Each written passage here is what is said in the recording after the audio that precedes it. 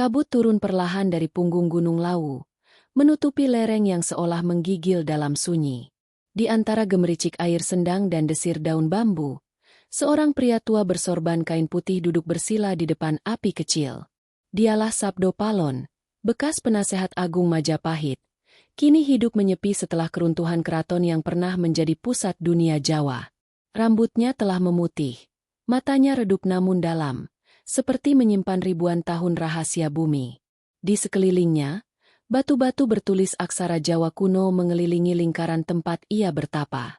Disitulah ia berbicara pada Sang Hyang Tunggal, bukan lewat kata, melainkan lewat kesadaran yang tak kasat oleh mata manusia biasa. Malam itu, angin dari arah timur berhembus membawa suara yang bukan berasal dari manusia. Palon bumi ini telah kehilangan cahayanya. Bisik suara itu. Sabdo Palon membuka mata, lalu menatap nyala api yang menari seperti menulis takdir di udara. Ia tahu, wangsit itu datang dari langit. Zaman baru akan tiba. Zaman ketika manusia mulai melupakan asalnya sendiri. Ia berdiri di tepi jurang Lawu, memandang jauh ke arah barat tempat keraton Majapahit dulu berdiri megah. Kini hanya tinggal debu dan kenangan. Sang peradaban telah runtuh, gumamnya lirih. Dan yang datang menggantikannya adalah zaman tanpa keseimbangan. Sebelum fajar tiba, ia turun ke desa di kaki gunung, tempat beberapa pengikut lamanya masih tinggal. Mereka memanggilnya Eyang Palon. Di antara mereka ada seorang muda bernama Naya Genggong, yang setia menunggu setiap sabda gurunya. Eyang, ujar Genggong, apakah benar dunia akan berubah? Sabdo Palon menatap ke langit. Bukan dunia yang berubah, Naya, melainkan manusia yang melupakan asal cahaya. Hari-hari berikutnya, Sabdo Palon mulai menulis naskah-naskah di atas lontar. Tulisan itu bukan sekadar mantra, melainkan simbol, lambang penyatuan antara Tuhan dan budaya manusia. Ia tahu, suatu hari ajaran ini akan menjadi pengingat bagi generasi setelahnya, agar tidak terpecah antara iman dan akar leluhur. Namun di antara keheningan Lawu, bayang-bayang gelap mulai tumbuh. Ada desas-desus bahwa pasukan dari Demak mulai menyusuri wilayah timur, menandai berakhirnya kekuasaan Majapahit. Sabdo Palon tak gentar, sebab yang ia perjuangkan bukan kerajaan duniawi, melainkan kerajaan batin, tempat Tuhan dan manusia saling memahami tanpa sekat agama maupun adat. Di malam ketiga bulan purnama, petir menyambar puncak Lawu. Dari nyala cahaya itu, Sabdo Palon melihat bayangan seekor naga raksasa yang melingkar di langit. Ia tahu itu pertanda keseimbangan dunia terguncang. Tapi ia juga tahu, setiap kehancuran membawa kelahiran baru. Maka aku bersumpah, ucapnya, menatap api yang membentuk simbol pusaran. Selama kebudayaan dan ketuhanan belum bersatu, aku tidak akan pergi dari bumi Nusantara. Api itu menjilat ke langit, lalu padam. Hening kembali turun. Di bawah sinar rembulan, wajah Sabdo Palon tampak damai, seolah telah menerima perannya sebagai penjaga harmoni antara dunia yang tampak dan yang tak terlihat. Dan dari lereng Gunung Lawu itulah, kisah besar simbol antara ketuhanan dan kebudayaan dimulai. Fajar menembus kabut di lereng Gunung Lawu. Embun menetes perlahan dari ujung daun pinus, dan suara burung perenjak menggema di antara pepohonan tua. Di tengah sunyi itu, Sabdo Palon duduk di depan batu besar yang ia sebut Batu Pamungkas, tempat ia biasa bermeditasi. Di hadapannya terbentang hamparan awan yang menutupi lembah, seolah dunia bawah sedang tertidur di bawah selimut putih. Malam sebelumnya, ia bermimpi tentang langit merah di timur, di mana cahaya keemasan turun membentuk sosok manusia tanpa wajah. Dalam mimpinya, sosok itu berbicara dengan suara yang bergema seperti petir dan lembut seperti air. Palon, kau dipilih bukan untuk menentang, melainkan untuk menuntun. Akan datang zaman di mana manusia mencari Tuhan di luar dirinya. Saat itu, ingatkan mereka bahwa Sang Hyang ada di dalam setiap napas dan tanah tempat mereka berpijak. Sabdo Palon terbangun dengan keringat dingin di kening. Ia tahu, itu bukan sekadar mimpi. Itu sabda dari langit timur, wangsit suci dari Sang Hyang Tunggal. Sejak saat itu, ia mulai memahami bahwa perannya bukan sekadar penjaga kebudayaan Jawa, tetapi juga penjaga jembatan antara iman dan adat. Hari itu ia memanggil Naya Genggong, murid setianya. Mereka duduk berdua di tepi sendang kecil bernama Sendang Derajat.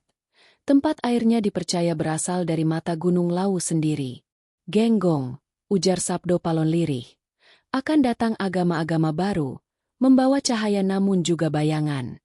Bila tidak dijaga, manusia akan bertengkar karena nama Tuhan yang sama-sama mereka agungkan. Naya menunduk, menatap bayangan dirinya di air. Lalu apa yang harus kita lakukan, Eyang? Jangan lawan cahaya baru itu, Naya. Peluklah ia dengan kebijaksanaan. Kita bukan penjaga masa lalu, tapi penuntun agar masa depan tidak kehilangan akar. Dari hari itu, Sabdo Palon mulai menulis Pustaka Simbo, kitab ajaran rahasia yang menuntun manusia mengenali Tuhan melalui harmoni dengan alam dan budaya. Dalam naskah itu tertulis, ketuhanan tanpa budaya akan kehilangan bentuk. Budaya tanpa ketuhanan akan kehilangan arah. Maka hendaknya manusia berjalan di antara keduanya, seperti angin yang tak tampak namun terasa. Kabar tentang pertapa sakti dari Lawu mulai menyebar ke berbagai penjuru Jawa.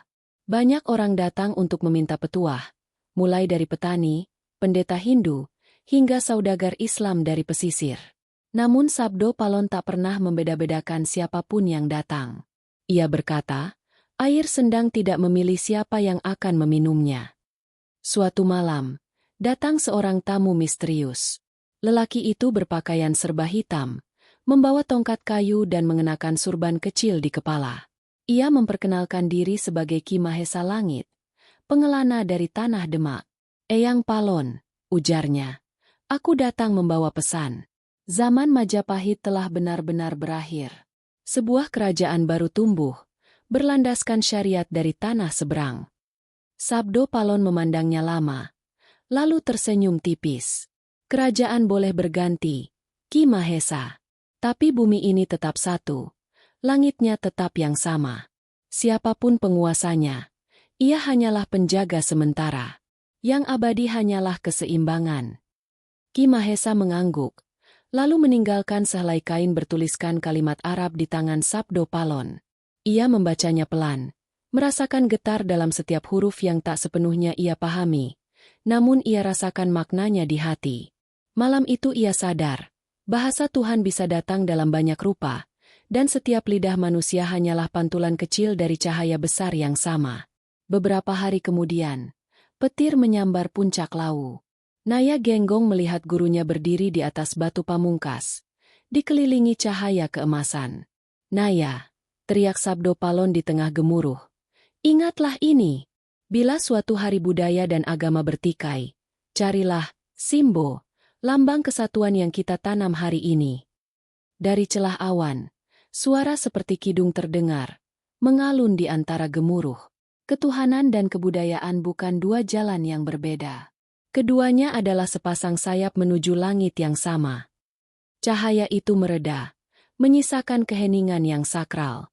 Naya Genggong berlutut. Air matanya menetes di tanah lembab. Disinilah, di lereng Lawu yang sunyi, sabda dari langit timur mulai hidup, bukan sekadar sebagai ajaran, melainkan sebagai janji. Janji bahwa Sabdo Palon akan menjadi penjaga jiwa Nusantara, selama manusia masih menatap langit dan memijak bumi. Hujan turun pelan di tengah hutan lebat alas Ketonggo, wilayah yang diselimuti kabut dan mitos sejak zaman para dewa. Pohon-pohon beringin menjulang tinggi, akar-akarnya menjuntai seperti tirai yang memisahkan dunia manusia dari alam halus. Di tengah hutan itulah, Sabdo Palon berjalan bersama muridnya Naya Genggong, menyusuri jalur sunyi menuju tempat yang disebut Watu Kuncung, batu suci tempat para leluhur dahulu bersumpah menjaga kesetiaan kepada bumi Jawa. Angin sore membawa aroma tanah basah dan bunga hutan yang mekar liar.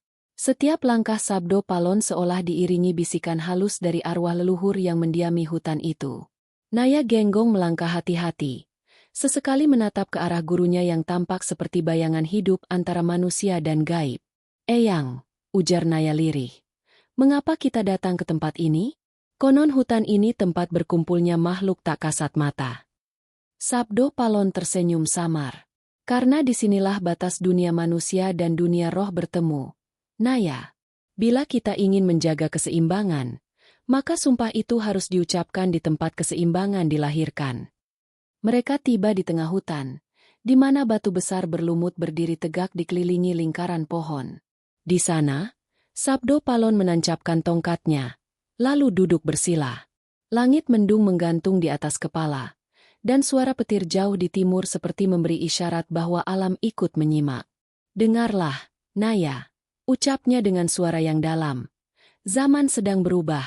Keyakinan baru datang membawa semangat baru, tapi juga membawa bayang-bayang perpecahan. Bila tidak dijaga, bumi Nusantara akan terbelah bukan oleh pedang, tapi oleh pikiran manusia yang saling menolak satu sama lain." Naya mengangguk perlahan, merasakan beratnya kata-kata itu. "Apa yang harus kita lakukan, Eyang?" Sabdo Palon menatap ke langit. "Kita tidak boleh memihak satu sisi. Tugas kita adalah menjadi jembatan. Maka hari ini, aku akan bersumpah atas nama bumi, air, angin, dan api, 4 unsur yang menjadi nafas kehidupan, untuk menjaga keselarasan antara ketuhanan dan kebudayaan." Ia mengangkat kedua tangannya ke arah langit, lalu berkata dalam bahasa kuno, "Sang Hyang Tunggal, saksikanlah. Aku, Palon, hamba Tanah Jawa, bersumpah akan menjaga warisan leluhur dari kebencian, menuntun manusia agar mereka memahami bahwa jalan menuju MU tak hanya satu. Bila suatu hari bumi ini terbelah oleh keangkuhan iman, biarlah aku turun kembali untuk menegakkan kesadaran yang sejati." Tiba-tiba angin bertiup kencang. Dedaunan berputar membentuk pusaran cahaya. Di dalam pusaran itu tampak bayangan-bayangan halus, para leluhur, pendeta, dan arwah para raja Majapahit. Mereka mengangguk perlahan, memberi restu. Batu-batu kuncung bergetar halus. Lalu di atasnya muncul cahaya biru kehijauan yang menyala seperti nyala api abadi. "Lihatlah, Naya," kata Sabdo Palon. "Itulah tanda bahwa sumpah ini diterima alam." Naya menatap terpana. Air matanya menetes tanpa ia sadari. Dalam hati, ia tahu bahwa gurunya bukan sekadar manusia biasa. Ia adalah penjaga takdir yang berjalan di antara waktu. Namun dari balik pepohonan, 2 sosok berjubah hitam memperhatikan dari kejauhan. Mereka adalah utusan dari Demak, dikirim oleh seorang ulama muda yang mendengar kabar tentang pertapa sakti yang masih mempertahankan ajaran lama. Salah satu dari mereka berbisik, "Lihat, ia masih menyebarkan ajaran kuno. Bila dibiarkan, orang-orang akan bingung membedakan antara agama dan budaya." Yang lain menjawab lirih, "Tapi apakah yang ia katakan salah? Bukankah keseimbangan juga ajaran para nabi?" "Diamlah, kita hanya pembawa pesan." Hujan berhenti. Kabut mulai menipis. Sabdo Palon berdiri, menatap lurus ke arah tempat kedua utusan itu bersembunyi, seolah tahu keberadaan mereka. "Pergilah," katanya tanpa menoleh. "Katakan pada guru kalian, aku bukan musuh cahaya, aku hanya menjaga agar cahaya itu tidak membakar bumi ini." Kedua utusan itu gemetar, lalu pergi tanpa sepatah kata. Naya memandang gurunya dengan mata penuh tanya. Tapi Sabdo Palon hanya tersenyum. "Kadang, Naya, kebenaran tidak harus dijelaskan. Ia akan berbicara sendiri melalui perbuatan." Menjelang senja, mereka meninggalkan alas Ketonggo. Dari kejauhan, cahaya biru di atas batu suci itu masih menyala, seolah menjadi saksi bahwa sumpah telah diucapkan, sumpah suci penjaga harmoni antara langit dan bumi. Sejak hari itu, legenda menyebut bahwa siapapun yang memasuki hutan Ketonggo dengan hati murni akan mendengar suara gaib yang berbisik lembut di telinganya. "Ingatlah, manusia Nusantara, ketuhanan tanpa kebudayaan hanyalah langit tanpa bumi. Dan kebudayaan tanpa ketuhanan hanyalah tanah tanpa cahaya." Itulah sumpah di alas Ketonggo, sumpah yang mengikat roh Sabdo Palon pada nasib bumi Jawa, dan menandai awal dari perjuangan panjang antara cahaya iman dan akar kebudayaan. Langit barat memerah di atas dataran Pajang, dan dari kejauhan, bekas istana Majapahit tampak hanya seperti bayangan masa lalu yang terbenam di antara sawah dan reruntuhan bata merah. Sabdo Palon berdiri di tepi sungai yang kini kering, memandang ke arah barat dengan tatapan sendu. Di sebelahnya, Naya Genggong menatap wajah gurunya dengan perasaan campur aduk antara hormat dan iba. "Eyang," ucap Naya, "Majapahit telah benar-benar tiada." Bendera baru berkibar di Demak. Para ksatria yang dulu bersumpah di bawah Panji Hayam Wuruk kini telah menanggalkan ikrar mereka. Sabdo Palon menghela napas panjang. Kerajaan memang bisa runtuh, Naya. Tapi yang lebih berbahaya adalah ketika iman manusia ikut runtuh bersamanya. Bila mereka hanya mengenang istana dan lupa pada jiwanya, maka tumbal zaman ini bukanlah darah, melainkan kesadaran yang hilang. Malam turun dengan cepat. Api unggun kecil mereka menari di bawah pepohonan asam tua. Di antara percikan api, Sabdo Palon membuka naskah lontar bertuliskan Simbo, ajaran yang telah ia susun di Gunung Lawu. "Inilah warisan terakhir Majapahit yang sejati," katanya lirih. "Bukan pedang, bukan emas, tapi kebijaksanaan. Kita harus menjaganya, walau zaman baru menolak mendengarnya." Naya mengangguk, menatap tulisan-tulisan kuno yang berisi tentang keselarasan antara agama, budaya, dan alam. Namun sebelum ia sempat berkata apapun, langkah kaki terdengar mendekat dari balik kegelapan. Dari arah utara muncul 3 orang berpakaian sederhana, namun wibawa mereka terpancar dari tatapan mata. Yang berjalan di depan membawa tongkat dan mengenakan serban coklat tua. "Assalamualaikum, Eyang Palon," sapa orang itu dengan suara lembut namun berwibawa. Sabdo Palon menatapnya lama. Ia tahu siapa yang datang malam itu. Sunan Kalijaga, sang wali yang terkenal bijak dan memahami bahasa budaya lebih dalam dari siapapun di antara rekan-rekannya. "Waalaikumsalam, Kanjeng Wali," jawab Sabdo Palon perlahan. "Kabar kehadiranmu telah kudengar dari angin Lawu." Sunan Kalijaga tersenyum kecil. "Aku datang bukan untuk menentangmu, Eyang, tapi untuk berbicara dari hati ke hati. Banyak orang menganggap engkau menolak agama baru ini. Benarkah demikian?" Sabdo Palon menatap api. Wajahnya tenang. "Aku tidak menolak cahaya, Kanjeng. Aku hanya menjaga agar cahaya itu tidak membutakan. Setiap zaman memiliki jalannya, namun manusia kerap memaksakan satu jalan untuk semua." Sunan Kalijaga menunduk, lalu duduk di seberang api unggun. "Aku mengerti. Tapi agama ini datang membawa kedamaian, bukan untuk menyingkirkan budaya lama. Namun sebagian orang salah memahami makna suci itu." Keduanya terdiam lama.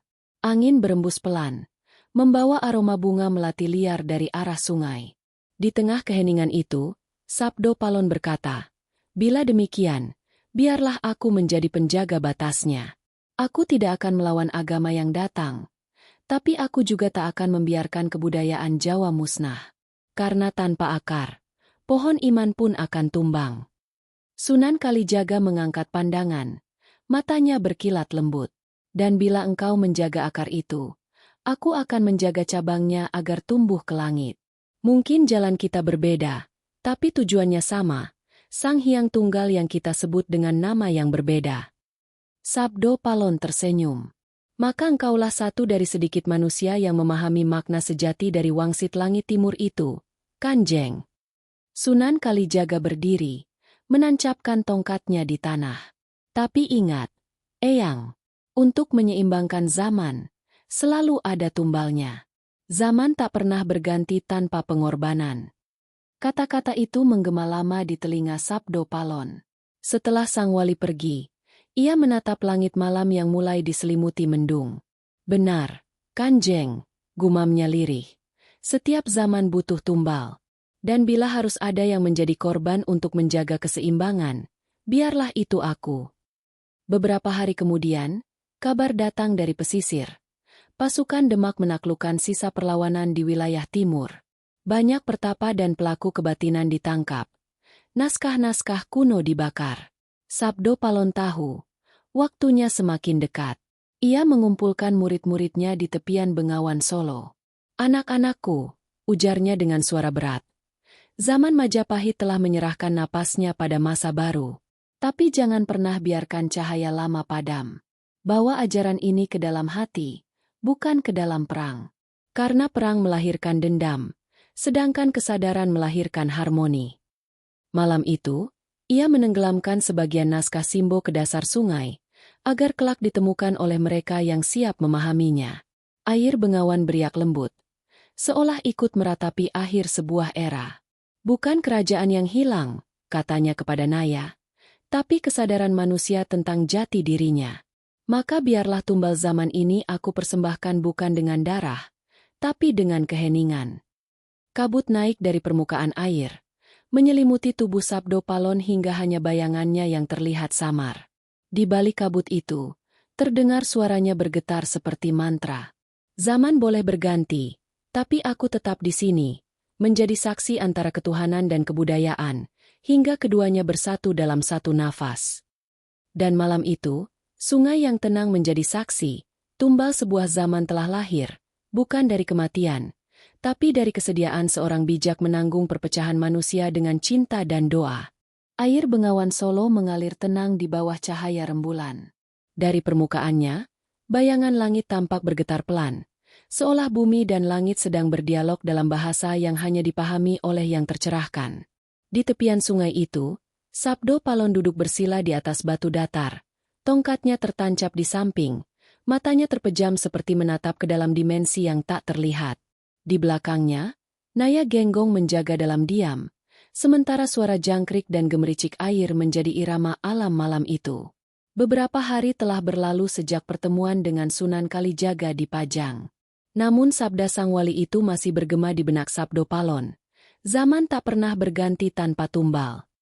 Kata-kata itu menjadi cambuk kesadaran bahwa perubahan yang sedang terjadi bukanlah sekadar pergantian kekuasaan, tetapi juga pergeseran ruh peradaban. Malam itu, dari arah barat datang cahaya lentera. Sosok berjubah coklat berjalan perlahan di tepi sungai. Langkahnya mantap meski tanah licin oleh embun. Ketika ia semakin dekat, Sabdo Palon membuka mata. "Aku tahu kau akan datang lagi, Kanjeng Wali," katanya lembut. Sunan Kalijaga tersenyum tipis, menunduk memberi hormat. "Aku datang bukan sebagai utusan, Eyang, melainkan sebagai saudara yang ingin menimba ilmu dari samudra kebijaksanaanmu." Mereka duduk berhadapan, dua sosok yang berbeda zaman dalam satu tubuh Nusantara. Satu mewakili kebudayaan lama yang menembus langit, satu mewakili iman baru yang menunduk pada Yang Maha Tunggal. Di antara mereka, Bengawan Solo mengalir seperti garis pemisah dan sekaligus jembatan antara dua dunia. "Eyang," ucap Sunan Kalijaga, "aku memahami ajaran Simbo yang engkau tanam di hati murid-muridmu. Tapi sebagian orang menganggap ajaranmu kabur, terlalu bebas, terlalu dekat dengan kebatinan. Mereka takut akan kehilangan batas." Sabdo Palon menatap air yang beriak.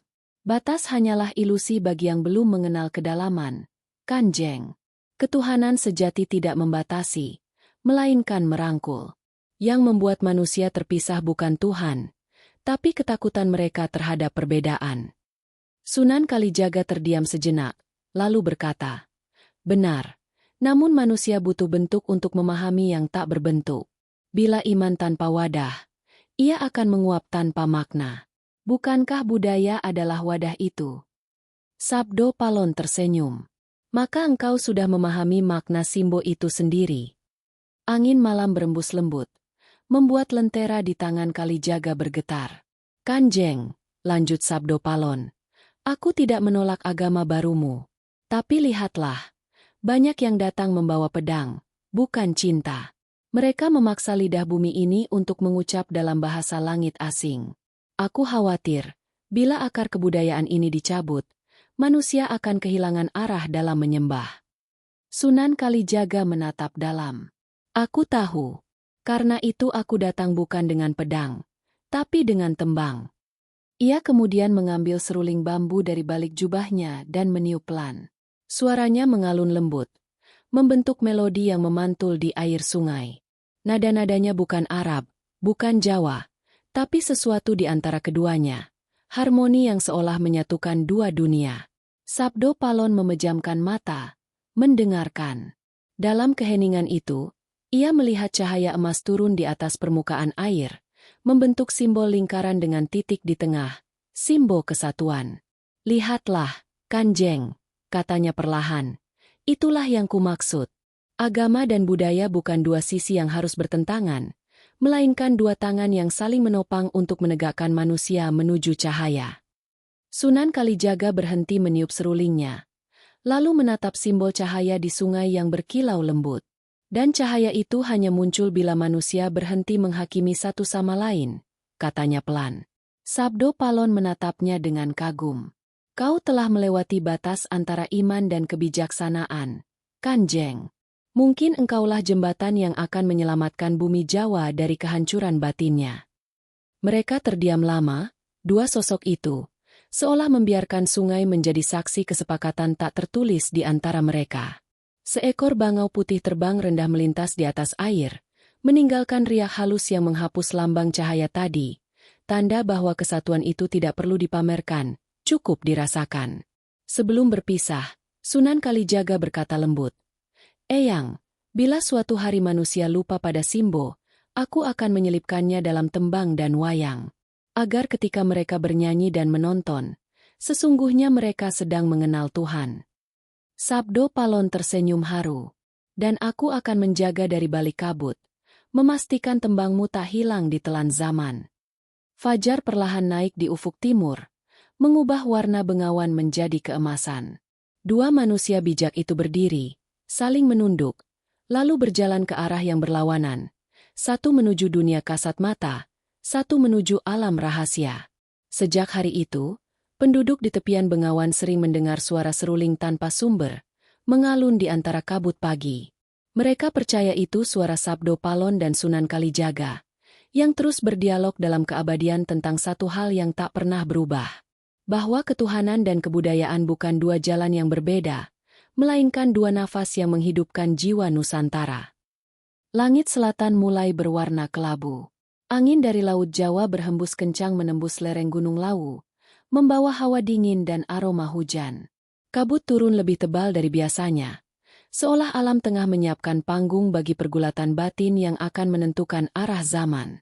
Di pertapaan kecil di lereng barat, Sabdo Palon duduk sendirian di depan api yang nyalanya bergetar ditiup angin.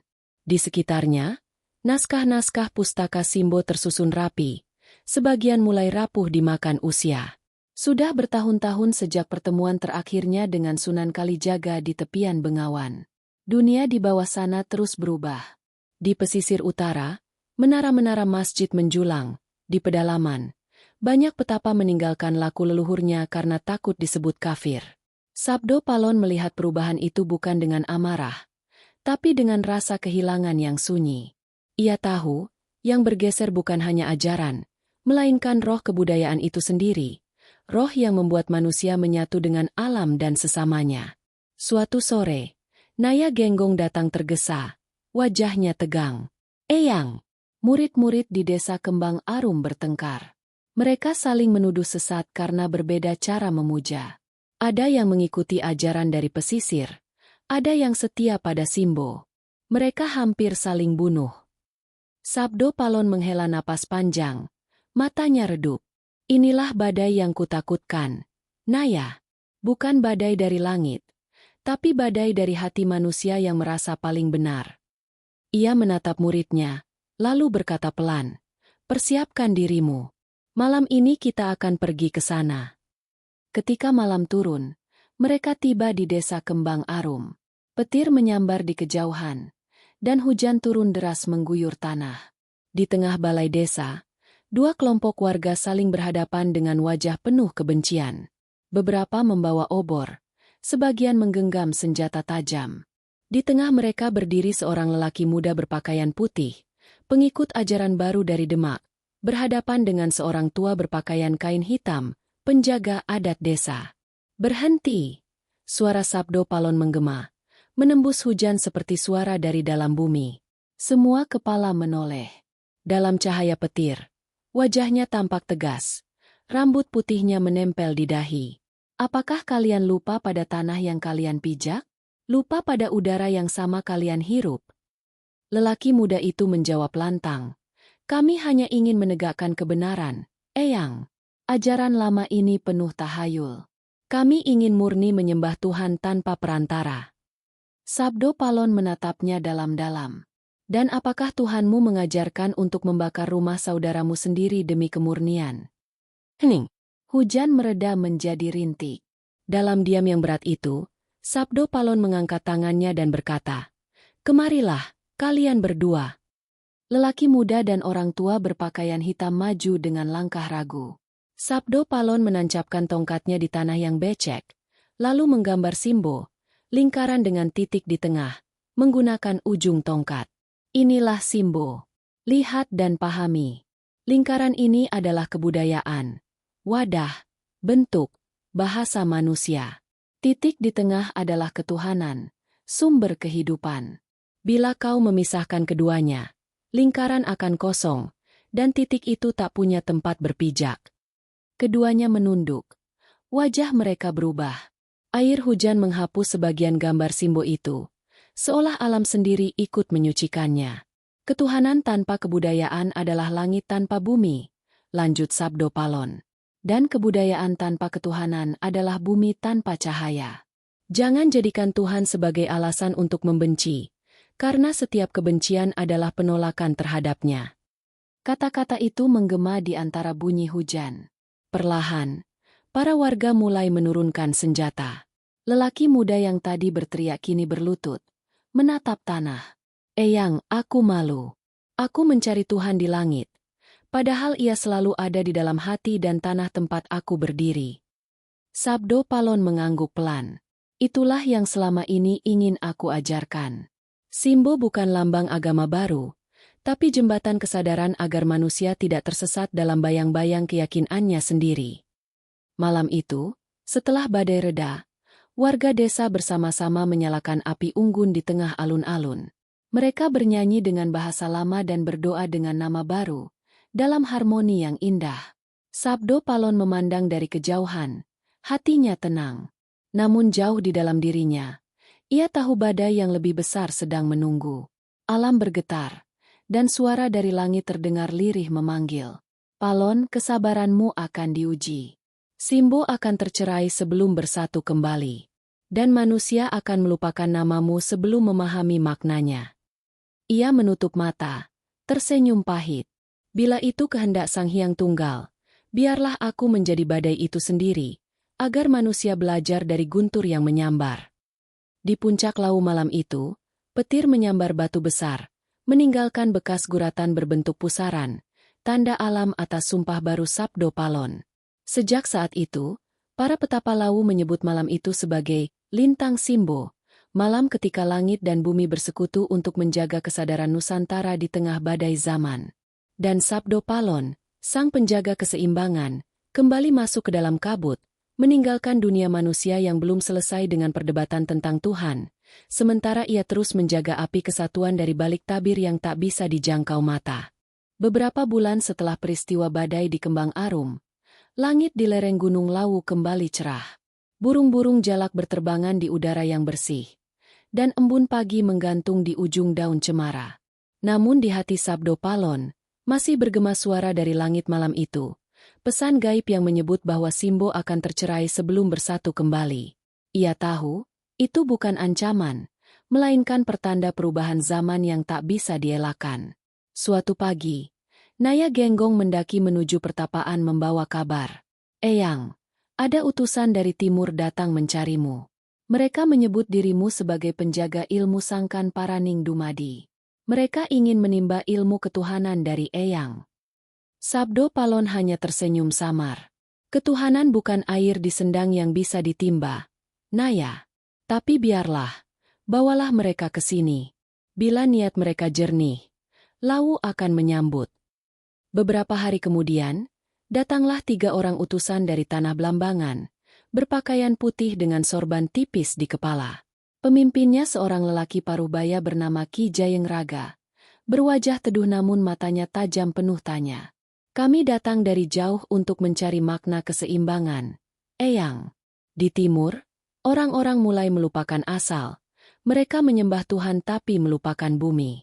"Kami ingin memahami bagaimana caranya menyatukan langit dan tanah tanpa menodai keduanya." Sabdo Palon memandang mereka lama. "Kalian datang bukan mencari ilmu, tapi mencari diri kalian sendiri," ujarnya lembut. Baiklah, malam nanti ikutlah denganku ke sendang derajat. Di sana, air bumi bertemu dengan cahaya langit. Malam tiba, bulan separuh menggantung di atas lawu. Sabdo Palon berjalan pelan menuju sendang derajat, diikuti para utusan dan Naya Genggong. Air sendang itu tampak bening berkilau, memantulkan cahaya bulan seperti cermin alam. Di sekelilingnya, angin berputar pelan, membawa aroma bunga kantil. Duduklah, kata Sabdo Palon. Lepaskan jubah, lepaskan nama, lepaskan doa yang kau hafal. Karena di sini, tak ada yang lebih tinggi dari yang lain. Ketiganya menuruti. Mereka menatap air yang tenang, menunggu. Sabdo Palon menancapkan tongkat kayunya ke tanah, lalu berkata lirih, "Wahai sang cahaya yang tak bernama, wahyukanlah hakikat pada mereka yang mencari dengan hati." Tiba-tiba, angin berhenti. Langit menjadi sangat terang seolah fajar turun lebih cepat.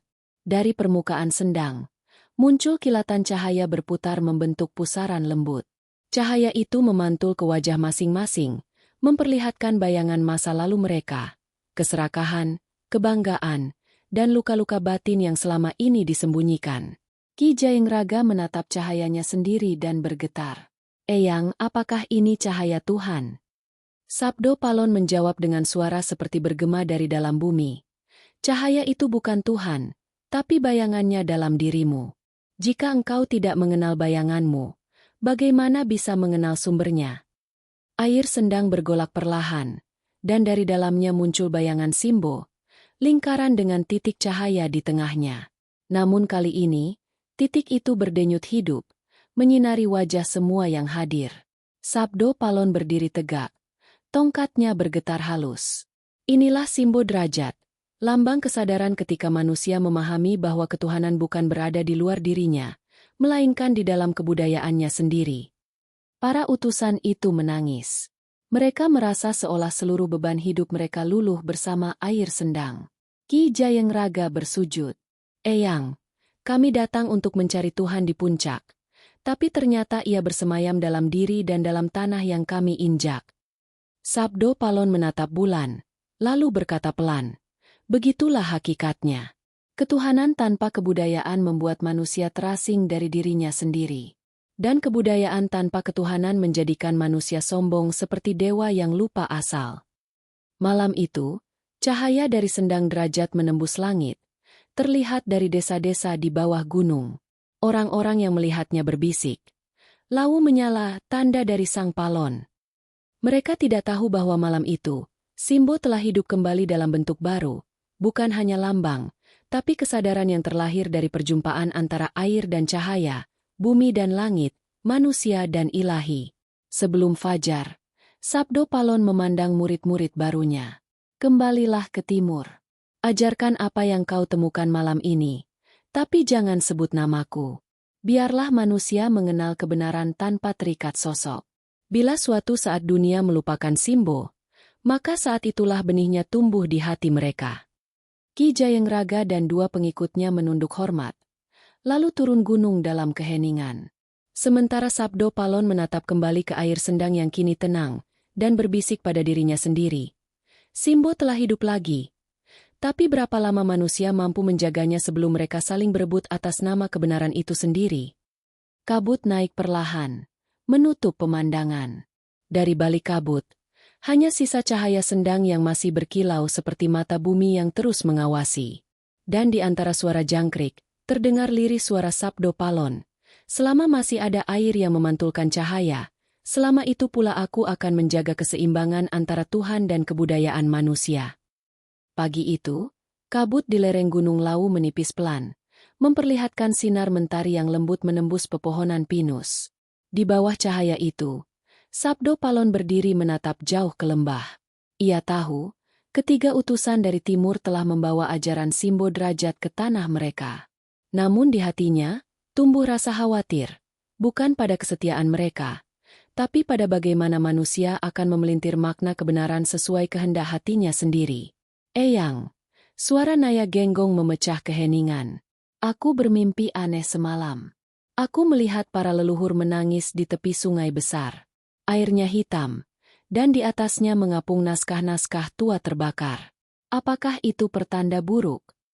Sabdo Palon menatap muridnya dengan pandangan sendu. Itu bukan sekadar mimpi, Naya. Itu peringatan. Leluhur mulai dilupakan. Manusia mulai menyembah huruf, tapi melupakan makna.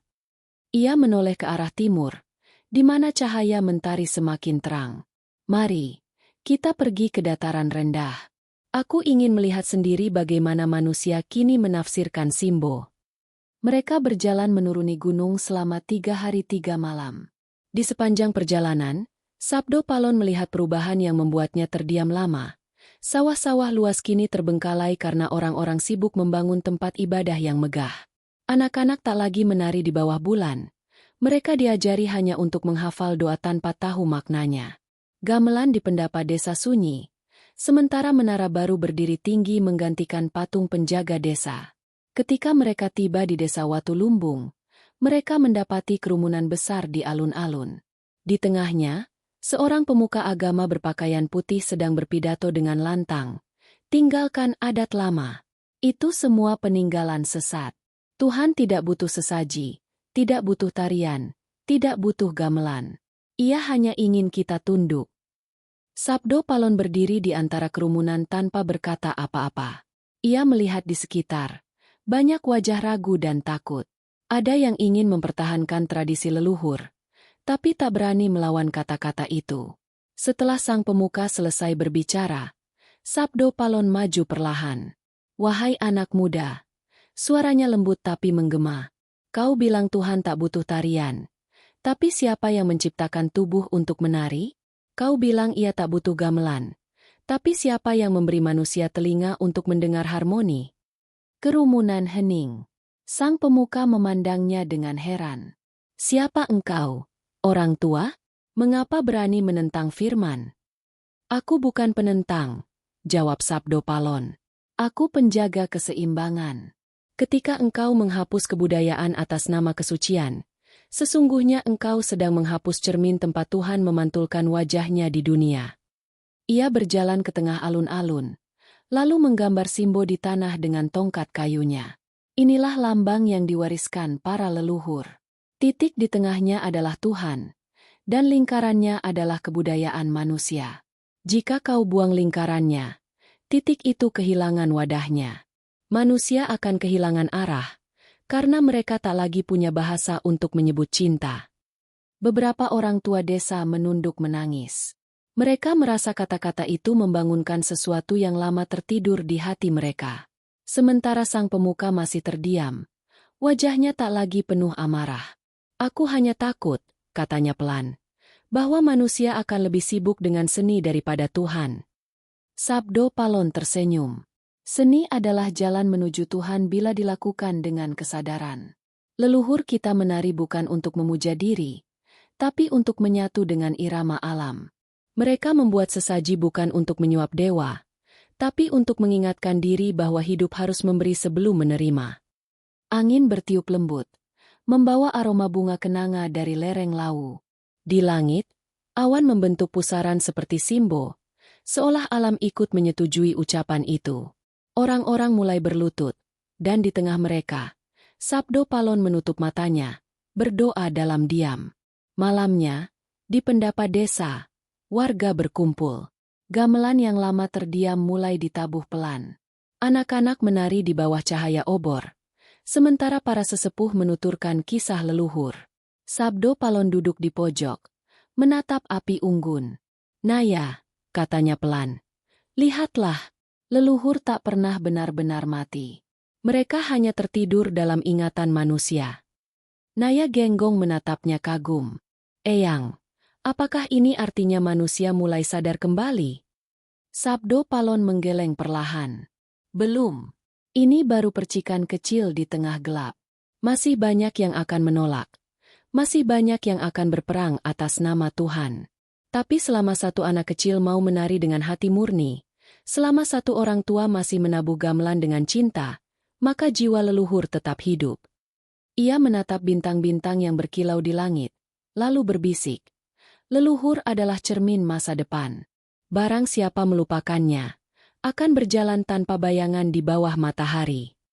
Di kejauhan, suara gong terakhir malam itu bergema panjang, menembus lembah dan hutan, seakan memberi salam pada roh-roh tua yang menjaga bumi Nusantara.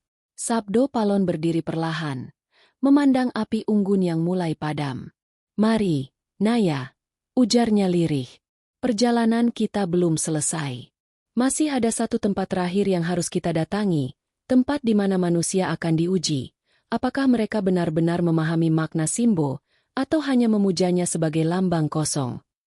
Dan di bawah sinar bulan purnama, keduanya berjalan menuju arah barat, meninggalkan desa yang kini penuh cahaya doa dan nyanyian, menuju takdir yang akan menutup kisah panjang antara ketuhanan dan kebudayaan.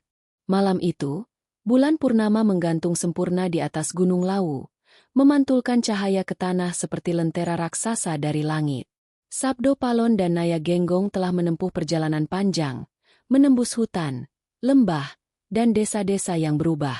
Kini mereka tiba di puncak tertinggi, tempat yang disebut Hargo Dumilah, di mana langit seolah begitu dekat hingga tangan manusia bisa meraba bintang. Di sanalah, Sabdo Palon tahu, takdir terakhirnya menunggu, antara ketuhanan dan kebudayaan, antara langit dan bumi. "Eyang," kata Naya Genggong dengan napas tersengal. "Apakah ini akhir perjalanan kita?" Sabdo Palon tersenyum samar. "Akhir bukanlah penutupan, Naya. Ia hanya pintu menuju awal yang lebih dalam. Disinilah aku akan meninggalkan jasadku, tapi bukan ajaranku." Kabut tipis menari di sekitar mereka. Di tengah kabut itu, berdiri batu besar berlumut, diukir dengan simbol tua, lingkaran Simbo. Batu itu bersinar samar dalam cahaya bulan. "Batu ini," ujar Sabdo Palon, "adalah penanda perjanjian antara roh bumi dan langit. Dahulu, para leluhur menanamnya sebagai titik pertemuan dua kesadaran, keilahian dan kemanusiaan. Kini, waktunya aku mengembalikan janji itu." Ia menancapkan tongkatnya ke tanah. Tanah berguncang halus, dan dari dalamnya muncul semburat cahaya biru kehijauan. Angin bertiup lebih kencang, membawa gema suara yang tak kasat mata. Dari kejauhan terdengar bisikan ribuan suara leluhur, seolah seluruh roh Nusantara bangkit untuk menyaksikan upacara itu. Sabdo Palon mengangkat kedua tangannya ke langit. "Wahai Hyang Suksma, Sang Wening yang tanpa wujud, hari ini aku bersumpah atas nama seluruh jiwa yang pernah hidup di tanah ini. Bila manusia melupakan keseimbangan antara engkau dan kebudayaan mereka, bila mereka menyembah langit tapi menginjak bumi, maka biarlah aku turun lagi suatu hari, bukan sebagai manusia, tapi sebagai kesadaran yang mengguncang hati mereka." Langit bergemuruh.